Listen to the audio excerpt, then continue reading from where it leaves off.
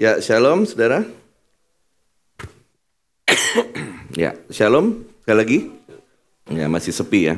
Tadi Roni bisik-bisik sama saya ya. Dia habis ikut Unlimited Fire Conference katanya. Di sini rada-rada adem ayam, di sana gila-gila semua katanya. Ya, dalam memuji Tuhan maksudnya. Nah, hari ini saudara saya akan share kepada saudara. Ya, hari ini cukup agak sepi saudara ya. Ini menunjukkan bahwa kita juga masih terus perlu menjangkau banyak jiwa untuk kita bawa kepada Tuhan. Hari ini banyak beberapa anak-anak lagi camp ya saudara ya, sehingga mungkin agak sepi. Nah, hari ini saya akan share kepada saudara tentang kebenaran firman Tuhan yang saya beri judul Dikasihi dan Dikenan. Ya, dikasihi dan dikenan. Nah, saudara, hidup kita ini sangat ditentukan dari apa yang menjadi tujuan. Ya. Jadi kalau kita punya tujuan dalam hidup, itu yang nantinya akan menentukan bagaimana kehidupan kita berlangsung, itu yang akan menentukan bagaimana cara kita menyikapi kehidupan kita, itu akan menentukan bagaimana action kita atau tindakan kita di dalam hidup ini, saudara.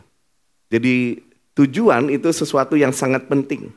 Nah, dari tujuan tentunya kalau kita punya tujuan yang benar, maka dari tujuan itu akan melahirkan sebuah fokus ya, karena kita tahu tujuannya, maka kita akan memfokuskan diri kita untuk mencapai tujuan itu. Ya, kalau kita punya tujuan sesuatu tentunya maka seluruh keberadaan kita akan fokuskan untuk bagaimana kita mencapai fokus itu. Dan itu diwujudkan dalam tindakan-tindakan kita. Nah, apa yang menjadi tujuan hidup orang Kristen? Kita perlu mengetahui sungguh-sungguh. Karena banyak orang Kristen mungkin beranggapan bahwa dia sudah melakukan setiap apa yang Tuhan kehendaki mungkin. Tapi karena salah fokus atau salah tujuan, akibatnya mungkin orang-orang tersebut tanpa sadar mengalami kemelencengan di dalam hidup. Nah, hari ini saya mau share kepada saudara bahwa tujuan hidup kita yang utama adalah menjadi pribadi yang berkenan di hadapan Tuhan. Menjadi pribadi yang serupa seperti Kristus dari hari ke hari. Nah, kalau kita tahu bahwa tujuan kita adalah hal yang seperti itu, menjadi pribadi yang berkenan di hadapan Tuhan dan menjadi serupa seperti Kristus dari hari ke hari, maka seharusnya kita bisa memfokuskan diri kita dan mewujudkannya di dalam tindakan kita untuk mencapai hal itu, saudara. Nah, saya sengaja beri judul Dikasihi dan Dikenan karena begini, saudara, bahwa waktu Yesus mau memulai pelayanannya, ada sebuah peneguhan yang kita coba lihat di dalam Matius pasal yang ketiga, ayat yang ke-17. Matius pasal yang ketiga ayat 17, firman Tuhan berkata begini, lalu terdengarlah suara dari surga yang mengatakan, inilah anakku yang kukasihi, kepadanyalah aku berkenan. Ya. Jadi ada dua statement penting yang Bapa berikan, yang Bapa ucapkan kepada Yesus. Ada dua peneguhan penting, yaitu bahwa Yesus adalah anak yang dikasihi dan Yesus adalah pribadi yang kepadanya Bapa berkenan. Nah, masalahnya adalah begini, saudara. Masalahnya adalah untuk dikasihi, saudara dan saya tidak perlu melakukan apapun. Ya. Nah, yang menjadi ironi adalah seperti ini, saudara. Bahwa jangan ya, saudara ya. Jangankan kita itu mau mencapai pribadi yang berkenan, tetapi untuk fokus kepada pribadi yang dikasihi aja, mungkin banyak di antara kita yang masih belum percaya. Buktinya apa, saudara? Buktinya banyak di antara kita masih ragu-ragu sama Tuhan, ya, masih khawatir, masih takut, dan pertanyaannya ragu-ragu, takut dan khawatir adalah sebetulnya cuma satu. Apakah saya benar-benar dikasihi Tuhan atau tidak? Ya. Kalau saudara dan saya yakin bahwa kita adalah orang-orang yang dikasihi, sebetulnya nggak usah takut, nggak usah khawatir, nggak usah ragu-ragu. Ya. Nah masalahnya begini, jangankan sampai mencoba untuk menjadi pribadi yang berkenan, kalau di hal yang pertama ini saja, mungkin banyak orang meragukannya. Ya. Mungkin banyak orang meragukan gini, saya beneran gak ya dikasih Tuhan? Apakah saya sungguh-sungguh dikasih oleh Tuhan? Nah kalau sampai sini aja saudara belum breakthrough, kita nggak akan bisa mencapai hal yang kedua. Karena sekali lagi, untuk dikasih, saudara dan saya nggak perlu melakukan apa-apa. Ya. Yesus itu mengasihi saudara, dan dia sudah buktikan itu dengan kematiannya dan kebangkitannya. Saudara. Dia sangat mengasihi saudara-saudara dan saya nggak perlu lakukan apa-apa. Bahkan Alkitab mencatat di kitab Roma bahwa Yesus itu mati di kayu salib selagi kita masih berdosa. Bukan waktu kita lagi baik, bukan waktu kita lagi melakukan sesuatu yang menyenangkan hati Tuhan, tapi selagi kita masih berdosa, Yesus mati buat saudara dan saya. Di awal-awal ini saya mau menekankan ini dulu saudara. Keyakinan bahwa apakah saudara yakin benar-benar bahwa saudara itu dikasih oleh Tuhan. Karena ini penting saudara. Untuk dikasih, nggak perlu effort. Ya. Kalau saudara punya anak, ya banyak yang belum punya ya kalau hadir jam pertama ya. Ya. Anak saudara itu nggak perlu melakukan apapun untuk membuat saudara mengasihi dia, betul ya? Nggak perlu lakukan apapun, begitu lahir. Bahkan sebelum lahir, di kandungan aja. Kita kadang-kadang saya merasa berpikir, kadang-kadang kayak orang nggak jelas gitu ya. Di dalam kandungan, di dalam perut udah diajak ngomong, ya, udah dikasih firman. Itu bentuk mengasihi, saudara.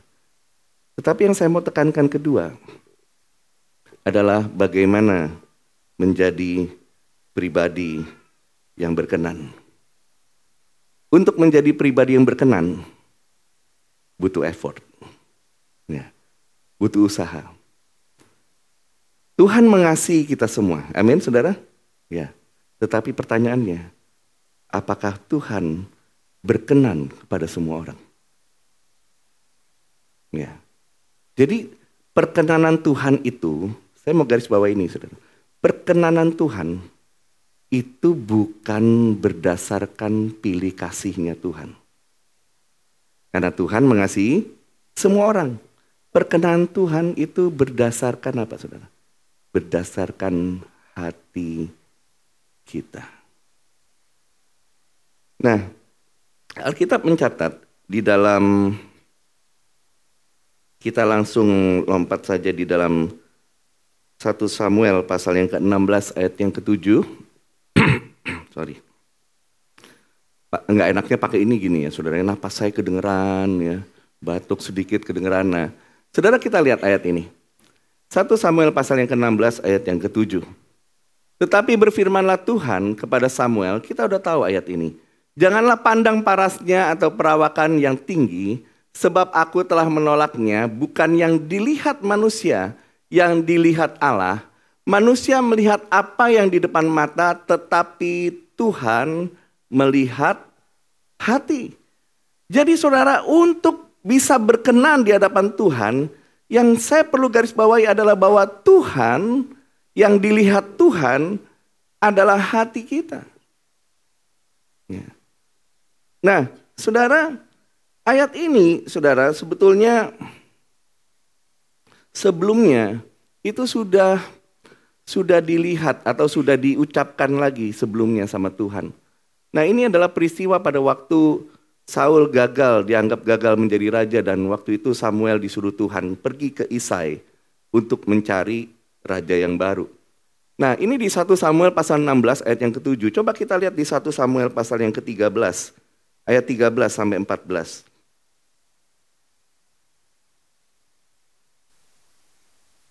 1 Samuel pasal yang ke-13, ayat 13 sampai 14. Kata Samuel kepada Saul, perbuatanmu itu bodoh, engkau tidak mengikuti perintah Tuhan Allahmu yang diperintahkannya kepadamu, sebab sedianya Tuhan mengokohkan kerajaanmu atas orang Israel untuk selama-lamanya. 14. Tetapi sekarang kerajaanmu tidak akan tetap. Tuhan telah memilih seorang yang berkenan di hatinya.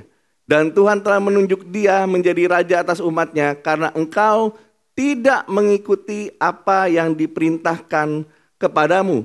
Jadi sebelum ayat di 1 Samuel 16 ayat 7, pada waktu Tuhan bilang, pergi Samuel, pergi kepada Isai, dan waktu waktu Samuel lihat ada anak yang pertama muncul, Eliab, kemudian Abinadab, kemudian Syama, ya, muncul semua. Tuhan bilang bukan itu yang aku cari.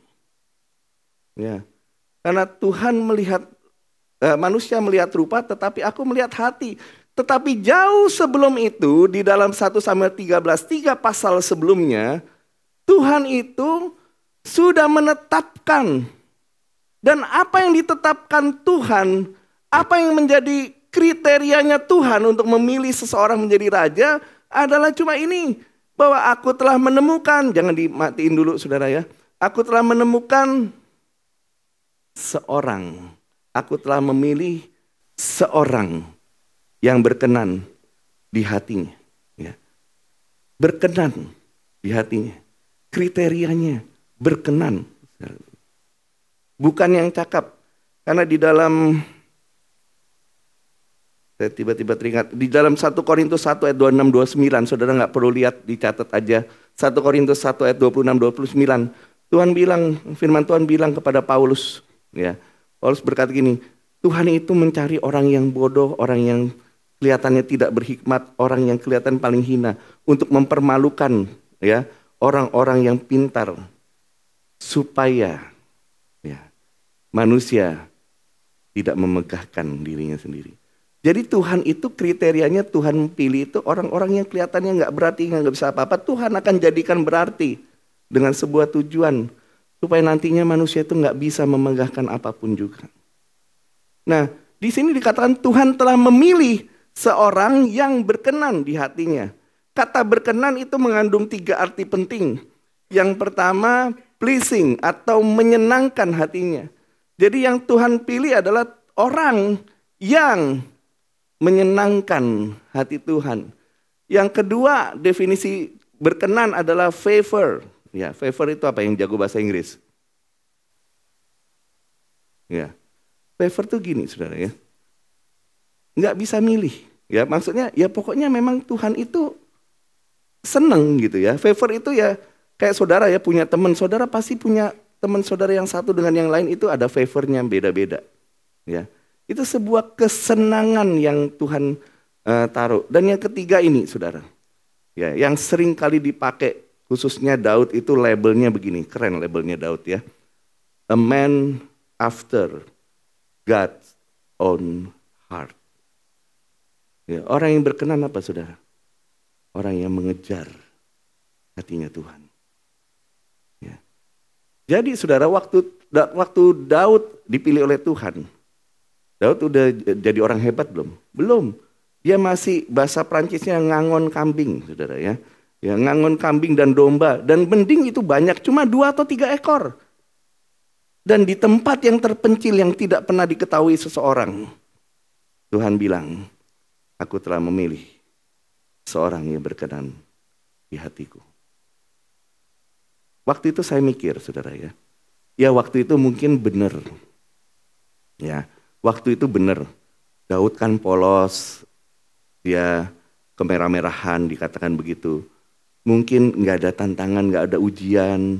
Ya ujiannya paling waktu dia ngadepin waktu ngadepin serigala dan singa itu ya saudara ya. Ujiannya di situ. Ya, Daud belum mengalami apa-apa. Dan kalau kita pelajari tentang Daud, habis itu saudara Daud banyak jatuh bangun dalam dosa, iya nggak saudara? Tetapi kenapa Tuhan itu dengan saya pakai kata ini, saudara. Tuhan itu dengan pedenya bilang bahwa sejak awal Daud itu berkenan di hatiku. Tuhan tahu nggak Daud bisa jatuh dalam dosa? Tahu. Itu saudara saya bingung. Tuhan bisa pede banget bilang Daud itu berkenan di hatiku. Nah coba kita lihat saudara, ada sedikit kita akan lihat perbedaannya dan ini memang cocok banget sebagai perbandingan. Bahwa apa yang menjadi perbedaan Daud dengan Saul. raja sebelumnya. Apa yang membuat Tuhan berkenan dengan Daud dan Tuhan gak berkenan dengan Saul? Ada 3 kesalahan Saul atau ada 3 dosa Saul yang sangat fatal yang dilakukan oleh Saul, saudara. Yang pertama adalah ketidaktaatan. Ya. Jadi Saul, saudara, punya 3 dosa ini. Yang pertama nggak taat. Nggak taatnya bukan cuma sekali, tapi bolak-balik. Ya. Yang pertama di 1 Samuel 13 itu kenapa Tuhan lagi bilang aku nggak suka lagi sama Saul, ya? Kenapa? Karena Saul itu tiba-tiba mempersembahkan korban sendiri. Nanti saudara di 1 Samuel 15 beda 2 pasal, salah lagi saudara. Tuhan suruh Saul itu basmi orang Amalek seluruhnya, termasuk rajanya, termasuk kambing dombanya. Tapi Saul nggak lakukan. Karena Saul bilang gini, sayang ya. Sayang itu kan kalau dibuat tenderloin, dibuat ya sirloin pagi-pagi lapar ya saudara ya. Itu kan enak. Kenapa kambing dombanya harus dimusnahkan? Terus rajanya juga ditawan, saudara, nggak dibunuh. Ya. Dosa ini, saudara, yang membuat Tuhan itu bilang, aku nggak mau. Karena apa? Karena ketidaktaatan. Nah, ketidaktaatan itu mungkin akan bisa diperbaiki kalau Saul melakukan hal yang berikut ini, saudara. Tapi udah nggak taat, saudara. Udah nggak taat, Saul itu punya dosa berikutnya, ya. Dosa berikutnya adalah sombong. Ya. Nah, orang sombong itu nggak mau dikasih tahu, saudara. Ya. Orang sombong itu merasa dirinya benar. Orang sombong itu merasa bahwa dia adalah pusat dari segala-galanya. Nah, sehingga coba kita lihat sebentar ayatnya di 1 Samuel 15 ayat 24 sampai 30. Saya perlu share ini, saudara, bukan membuka aib seseorang ya, karena ini nanti akan ada opposite spirit dari Saul. Ya. Berkatalah Saul kepada Samuel, aku telah berdosa sebab telah kulangkai tinta Tuhan dan perkataanmu, tetapi aku takut kepada rakyat. Karena itu aku mengabulkan permintaan mereka. Saudara, ada sebuah definisi kesombongan yang saya dapatkan bahwa begini loh. Sombong itu adalah lebih peduli tentang apa kata orang daripada apa kata Tuhan. Ya. Rakyatnya nanti marah. Karena itu aku mengabulkan permintaan mereka. 25. Kelihatannya bertobat gak Saul? Awalnya ngomong, aku telah berdosa. Kelihatannya, saudara. Maka sekarang ampunilah kiranya dosaku, kembalilah bersama-sama dengan aku, maka aku akan sujud menyembah kepada Tuhan. Udah salah ngasih syarat. Ya. Oke, kalau aku mau bertobat. Asal ya, kamu balik sama aku. Kenapa Saul minta itu kepada Samuel? Kira-kira kenapa, saudara? Supaya Saul itu mau gini loh. Bangsa Israel tahu Samuel itu nabi yang sakti, saudara ya. Kalau Samuel bersama-sama dengan Saul, berarti Samuel itu berada di pihak Saul. Menyetujui apa yang Saul lakukan. Makanya Saul ngotot, oke, aku minta ampun, oke, ya. Tetapi ayo bareng-bareng sama aku, gitu. Kesombongannya membuat dia lebih ingin pencitraannya terhadap rakyatnya itu tetap bagus. Tapi dia kehilangan pencitraan itu di hadapan Tuhan. Dan yang ketiga, jelas kesalahan Saul adalah tidak bertobat dengan sungguh-sungguh. Ya, udah nggak taat, sombong, nggak bertobat dengan sungguh-sungguh. Nggak bertobat. Nah, bagaimana dengan Daud? Ini yang saya mau sampaikan kepada saudara. Kenapa 3 kesalahan Saul ini saya juga perlu sampaikan? Karena Daud punya the opposite spirit. Ya. Kalau tadi firman Tuhan bilang bahwa Tuhan itu melihat hati. Ada 3 jenis sikap hati yang Daud punya. Sehingga dia disebut berkenan di hadapan Allah. Yang pertama, Daud itu punya kesungguhan hati. Daud itu gini, saudara, ya. Percaya sepenuhnya pada Tuhan. Ya. Percayanya dengan sungguh-sungguh. Dia taat kepada Tuhan. Saudara, ya. Dalam segala hal. Waktu baik dia di dalam, waktu dia di padang gembala, waktu dia jadi main kecapi, waktu dia pelarian di Gua Adulam, waktu dia menjadi raja, hal yang Tuhan berkenan, yang Tuhan suka adalah kesungguhan hati Daud. Ya. Daud tuh hatinya itu nggak terbagi. Ya. Satu kali pemazmur Daud bilang gini, "Give me an undivided heart." Berikan aku hati yang gak terbagi. Hati yang sepenuhnya sungguh-sungguh kepada Tuhan. Ya. Daud itu taat, saudara. Saya pernah sampaikan ya, perbedaan Daud dan Saul. Waktu Daud itu pernah perang 2 kali dengan musuh yang sama. Waktu yang pertama Daud tanya sama Tuhan. Tuhan harus diapain? Ya. Harus diapain? Tuhan bilang maju, ya, serbu. Aku akan memberikan kemenangan. Dia serbu dan menang Daud. Tetapi kemudian berikutnya dia melawan musuh yang sama. Ya, kalau kita pikir, udahlah nggak perlu tanya Tuhan lagi. Ya, toh musuhnya sama. Enggak, Daud tetap tanya Tuhan, Tuhan apa yang perlu aku lakukan? Kali ini jangan maju, putar. Ya, lewat belakang. Itu ketaatan Daud. Tuhan itu suruh Daud lakukan apapun, Daud lakukan. Saudara. Itu the opposite spirit, saudara. Ketidaktaatan itu opposite spiritnya kesungguhan hati. Ya. Bahwa Daud itu benar-benar menyerahkan kehidupannya kepada Tuhan. Daud sungguh-sungguh mencari Tuhan. Ya, sampai Mazmur 63 yang lagunya terkenal itu, saudara, ada seseorang yang terkenal menciptakan lagu itu. Ya, nggak tahu ya saudara ya? Ya, nggak tahu. Yang lagunya ini loh, perlu dinyanyikan rasanya ya. Ya Allah engkau kerinduanku. Itu Mazmur 63 saudara. Kesungguhan Daud dalam mencari Tuhan. Selalu ku cari wajahmu Tuhan. Daud itu sungguh-sungguh mencari Tuhan. Dalam kesendirian di istana raja. Dia tetap mencari Tuhan dengan sungguh-sungguh. Enggak ada hati yang terbagi. Dia tetap percaya, dia tetap lakukan, dia tetap taat kepada firman Tuhan. Itu Daud. Makanya Tuhan senang sekali dengan hatinya Daud. Karena Daud itu bersungguh-sungguh hati kepada Tuhan. 2 Tawarik 16 ayat 9, nggak usah dibuka. Firman Tuhan berkata begini, karena mata Tuhan menjelajah ke seluruh bumi untuk melimpahkan kekuatannya kepada orang-orang yang bersungguh-sungguh hati kepada dia. Jadi apa yang dicari Tuhan, saudara? Mata Tuhan menjelajah ke seluruh bumi. Yang Tuhan cari adalah apakah ada orang-orang yang bersungguh-sungguh hati kepada dia. Artinya yang hatinya nggak terbagi oleh apapun. Yang hatinya percaya penuh kepada Tuhan. Yang hatinya mau taat melakukan perintah Tuhan apapun dan berapapun harga yang harus dibayar. Dan yang kerinduannya sungguh-sungguh mencari Tuhan di dalam kehidupannya. Itu hal yang pertama yang Daud punya. Waktu Tuhan lihat hatinya Daud. Tuhan lihat kesungguhan hatinya. Yang kedua, Daud punya kerendahan hati. Yang kedua, Daud itu orang yang rendah hati. Ya.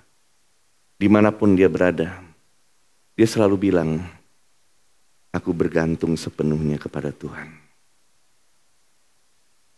Aku gak bisa apa-apa tanpa Tuhan. Tuhan tolong. Ya.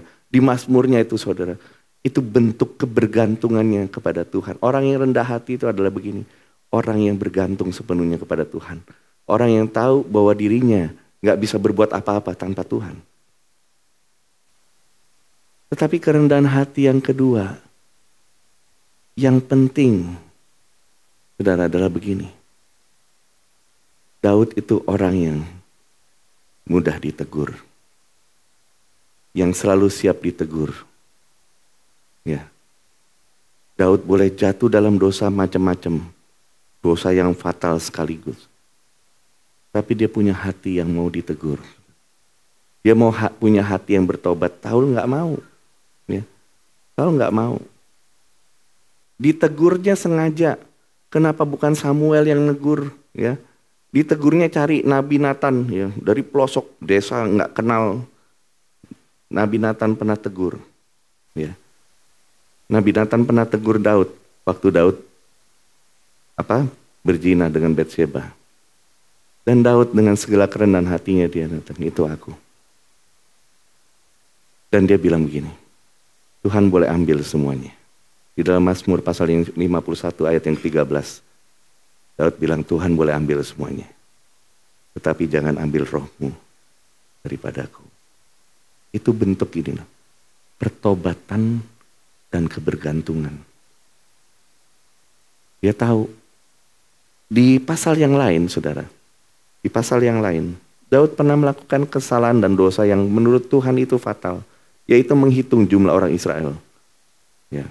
Nggak tahu menghitung jumlah jemaat itu kesalahan apa bukan ya saudara ya. Ya. Menghitung jumlah orang Israel. Ya. Dan di mata Tuhan itu sebuah kejahatan. Dan waktu nabi yang sekali lagi nabinya nggak terkenal, namanya Gad. Pernah tahu nabi Gad? Ya, bukan Gad Tuhan ya, bukan. Ya. Ditegur lagi, terus suruh milih. Loh, bayangin ya, orang jatuh dalam dosa suruh pilih hukuman. Milih 1, 3 hari. Ya kalau nggak salah ya. 3, pokoknya 3 semua. Pokoknya 3 kena penyakit sampar. Yang kedua dikejar musuh. Ya. Suruh pilih. Dan Daud bilang gini, lebih baik aku ada di tangan Tuhan. Dan waktu itu, saudara, dampak dari kesalahannya Daud 70.000 orang mati kena sampar. Tapi itu Daud nggak bilang gini tuh, Tuhan cek tegai, ya, kan aku udah milih berada di tangan Tuhan yang kuat 70.000 orang mati. Tapi Daud adalah pribadi yang begini. Tuhan tahu hati Daud. Ya. Kerendahan hatinya untuk bergantung sepenuhnya pada Tuhan. Bukan kekuasaannya. Makanya waktu dia bersalah. Dia udah gak peduli tahtanya. Dia gak perlu kerajaannya. Dia gak peduli kekayaannya. Dia bilang Tuhan boleh ambil semuanya. Tapi jangan ambil rohmu daripadaku. Sekarang kita jangan doa sok-sokan sama kayak Daud gitu ya. Waktu jatuh dalam dosa, Tuhan jangan ambil rohmu daripadaku. Enggak alkitabiah kalau sekarang. Ya, kenapa enggak alkitabiah? Karena roh Tuhan sudah ada di dalam diri kita. Enggak pindah-pindah. Zaman dulu, perjanjian lama, saudara boleh doa kayak gitu. Ya. Tapi sekarang jangan sok-sokan. Kadang-kadang orang Kristen suka doanya, suka sok ngutip-ngutip. Saudara. Ya. Aku mau seperti Daud berkata, Tuhan jangan ambil rohmu daripadaku. Aku enggak kemana-mana kata Roh Kudus. Ya. Daud adalah pribadi yang rendah hati. Dan yang ketiga, apa yang disukai Tuhan? Ketulusan hatinya. Mazmur pasal yang ke-78, ayat 71 dan 72. Dari tempat domba-domba yang menyusui didatangkannya dia untuk mengembalakan Yakub umatnya dan Israel miliknya sendiri. 72. Ia mengembalakan mereka dengan ketulusan hatinya dan menuntun mereka dengan kecakapan tangannya.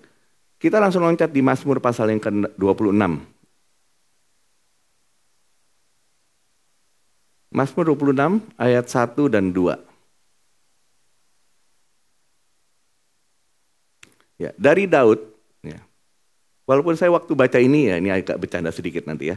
Berilah keadilan padaku ya Tuhan, sebab aku telah hidup dalam ketulusan kepada Tuhan, aku percaya dengan tidak ragu-ragu. 2.